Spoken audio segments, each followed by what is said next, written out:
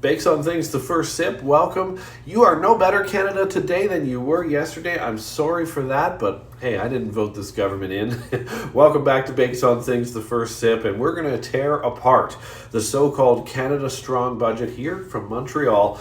And boy, oh boy, Mark Carney's Liberal government.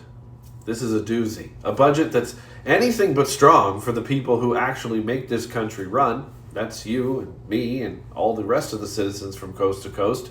Let's stop pretending for a second that this was about recovery or relief, because it clearly isn't. This is about optics, it's about businesses, headlines, and political survival. That's it. Because when you strip away the photo ops and the fancy slogans of yesterday, what's left is a budget that does absolutely nothing to address the single biggest crisis Canadians face right now, and that is the cost of living. And let's start there, because that's important to you. It's important to me as well. The government is bragging about middle-class tax cuts, auto-filing of tax, but anyone paying attention knows that that barely moves any kind of needle toward the cost of living. It's the equivalent of tossing a handful of coins to a drowning man and calling it a life raft and tell him to just look out and survive. Everyday Canadians aren't just struggling. They are suffocating under inflation. They're suffocating under their rents and food prices that haven't cooled in any meaningful way in the last 5 years. A small tweak to the tax brackets doesn't undo years of runaway costs and stagnant wages. This is a government that refuses to grasp that crisis isn't theoretical. It's lived every single day by millions who can't stretch their paycheck any further, to the end of the month especially. So let's talk about the so-called Canada Strong fiscal foundation we saw today, because, we all knew this deficit was going to be huge, but apparently it requires a $78 billion deficit. I thought Mark Carney said we'd be in the 60s. $78 billion?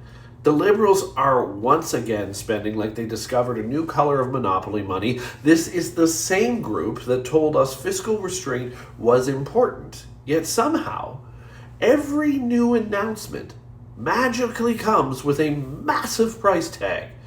And what are we getting for all of these things? Well, the answer is truly basically nothing that directly lowers your cost of living anyway.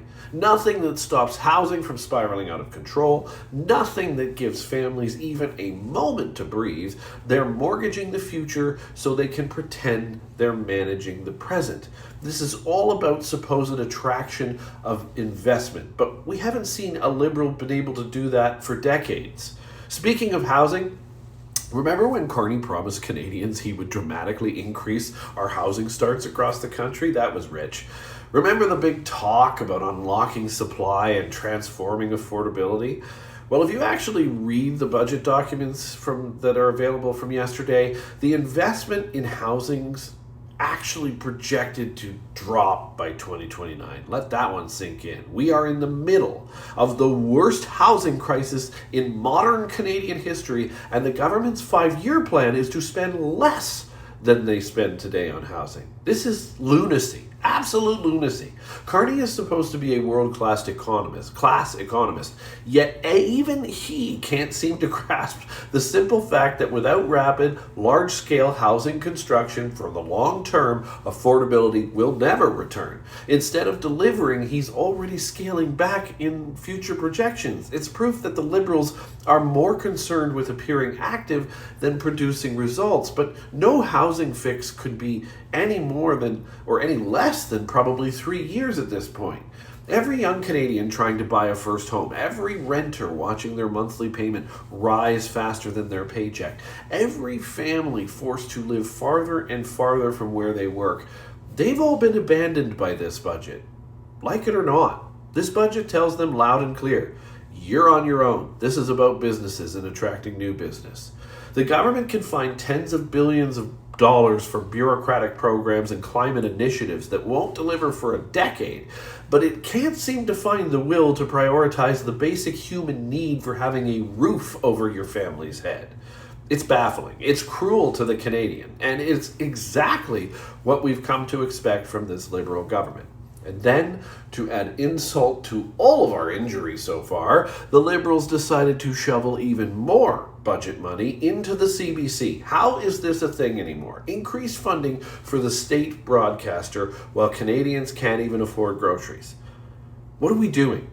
The same families skipping meals or relying on food banks are now being told that our national broadcaster needs an extra $100+ million a year. What, to get all the refunds sent to everybody who signed up for GEM? This isn't just tone deaf, it's offensive. The CBC has become little more than a taxpayer-funded public relations arm for the government, and yet instead of tightening the belt, Carney hands them a raise. It's like watching a captain rearrange the deck chairs on the top of the Titanic while the passengers all drown below deck. He is so tone deaf to what's going on in this country, it's ridiculous. If this government had any self-awareness left, they'd realize that what message that sends to each and every one of us. That their priorities have nothing to do with the people they claim to serve or who elected them. You can't say you're fighting for the middle class when you're boosting corporate media while the average family is choosing between heating and eating. This isn't Canada strong, it's Canada screwed. That's what should be on the cover of that budget document. And that brings us to the weirdest twist of the day. And it's Global News put it as their headline above the budget. Why is it so important?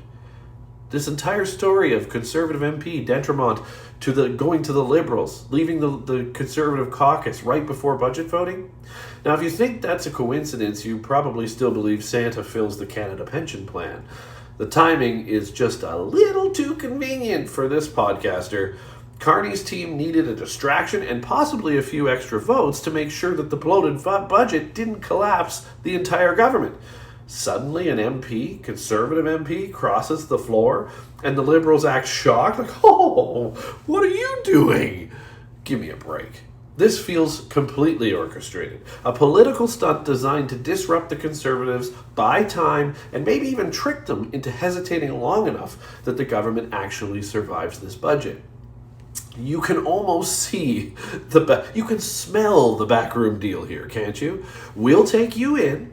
We're going to make you famous with headlines for a day.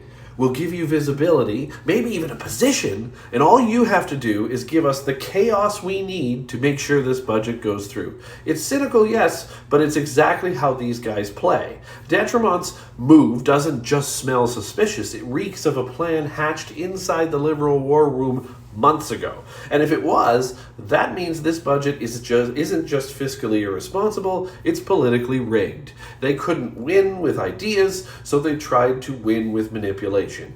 The typical Liberal way. When you step back, the pattern is obvious. The Liberals are running out of ideas, out of credibility, and out of time. They keep spending money they don't have to solve problems they don't understand, while ordinary Canadians pay the giant price attached to it. The cost of living keeps climbing, and it will still, by the way, with all of this spending. The housing crisis keeps deepening, which will still happen with all of this spending. And instead of fixing anything, they throw taxpayer dollars at friendly institutions and call it progress and attracting talent.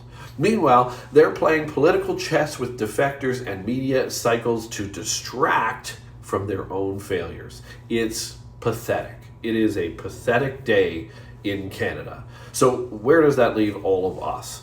With a country that's weaker today, it's poorer today, and more divided than it was a year ago, even under Justin Trudeau. With a government that has mastered the art of performance but forgotten the meaning of governance. With a prime minister who thinks economics is about headlines, not households. The Canada Strong budget is not a plan for prosperity. It's a press release for survival. It's the clearest sign yet that this government has no intention of tightening its own belt, no interest in building homes at scale, and no clue how to help the Canadian citizen. How can Canadians live with dignity again through this budget? There is nothing, not one thing in it that helps you do that. So the next time you hear Mark Carney brag about Canada's strong foundation or how proud he is of his screechy finance minister, ask yourself this. If we're so strong, why can't we afford to live here anymore? That's the truth they'll never print on a budget cover. Thanks for watching Bakes on Things, the first sip. I hope you have a fantastic Wednesday. Normal episode this afternoon, of course, on the final or the last word, but had to get this one to you. Sorry there was no stinger or any fancy graphics or anything with this episode, but we had to talk about that budget. We'll be talking about it more over the next few weeks, but thanks for watching, and of course, don't forget to like, subscribe, and join the conversation down below. What did you see in the budget that you thought was good? What did you see that's terrible? I think there's going to be a lot more of that. And where do we go from here?